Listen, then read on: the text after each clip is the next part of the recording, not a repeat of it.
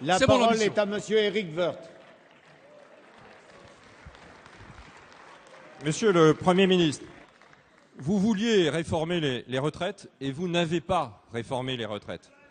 Vous avez simplement réussi l'exploit de poursuivre méthodiquement votre matraquage fiscal. Alors que pour répondre à la conjoncture, il fallait accélérer l'effort qui a été fait en 2003 et en 2010, vous avez au contraire ralenti cet effort. En 2003 et en 2010, nous avons lié la retraite à l'espérance de vie. Nous avons créé le dispositif de carrière longue. Nous avons commencé à faire converger les régimes publics et les régimes privés. Nous avons introduit la notion de pénibilité.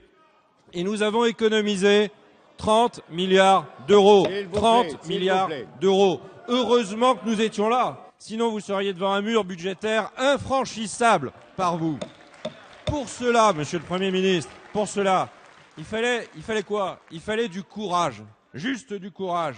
Il ne faut pas avoir peur de réformer. Et vous avez peur tout le temps, toujours, de réformer. Vous refusez l'obstacle. Vous contournez l'obstacle. Votre réforme, elle se résume à une augmentation pure et simple d'impôts. 10 milliards d'euros pour les retraites, 7 milliards dans la réforme de 2013, 3 milliards dans la réforme de 2012 que vous aviez menée. C'est le degré zéro de la pensée politique. C'est Madame Royal qui le dit, ce n'est pas nous. Outre l'impôt, votre réforme, elle est inefficace et elle est injuste. Inefficace parce qu'elle ne couvre qu'une partie des déficits, 20 milliards, vous répondez à 7, et injuste parce que notamment en lançant cette notion de pénibilité, vous allez créer de nouveaux régimes spéciaux, ce qui est inacceptable. Pourquoi, Monsieur le Premier ministre, avoir pris le risque de décrédibiliser notre pays en Europe par cette fausse réforme? Pourquoi le choix de l'obésité fiscale? Pourquoi avoir calé devant l'obstacle? Et pourquoi aussi, Monsieur le Premier ministre, ce renoncement privilégiant l'intérêt des syndicats à l'intérêt des Français? Merci. La parole est à Madame Marisol Touraine, ministre des Affaires sociales et de la Santé. Merci, Monsieur le Président, Mesdames et Messieurs les députés. Monsieur le député Woerth, Monsieur le ministre, vous avez été aux responsabilités et vous feriez bien d'être un peu plus lucide sur la réalité de ce que vous avez fait. Parce que par votre intervention, Monsieur le député, vous montrez que vous êtes le roi des illusionnistes. Parce que les 30 milliards d'économies que vous nous prétendez avoir réalisées, elles n'existent que dans vos souvenirs ou dans votre imagination.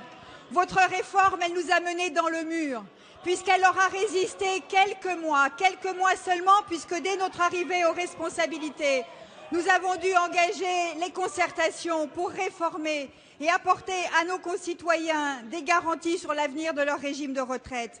Des garanties, Monsieur le député, puisque vous leur avez apporté de l'inquiétude et du manque de confiance. Nous avons besoin de leur garantir que demain, la retraite par répartition sera sauvegardée alors que vous avez ouvert en grand les portes à la capitalisation et à la privatisation. Nous avons besoin, Monsieur le député, d'apporter des garanties en termes de financement, puisque vous avez fait porter tout l'effort sur celles et ceux qui ont commencé à travailler jeunes, alors que nous avons besoin d'un effort réparti, mesuré et équitable. Et nous avons surtout besoin, Monsieur le député, de mettre en place une réforme de justice. Parce qu'il faut faire preuve d'audace pour avoir le courage de la justice. Et cette audace et ce courage-là, vous ne l'avez pas. Parce que vous n'avez jamais reconnu la vérité des carrières pénibles, de celles et ceux qui, pendant toute leur vie, travaillent au droit 8 ou portent des charges lourdes. Vous n'avez jamais reconnu la réalité de ces femmes qui connaissent le chômage, des carrières heurtées et le travail à temps partiel. Vous n'avez jamais reconnu la réalité de ces hommes et de ces femmes qui sont confrontés au chômage et à la précarité dans leur vie professionnelle. Alors nous, Monsieur le député, nous faisons preuve de détermination, de responsabilité et de justice.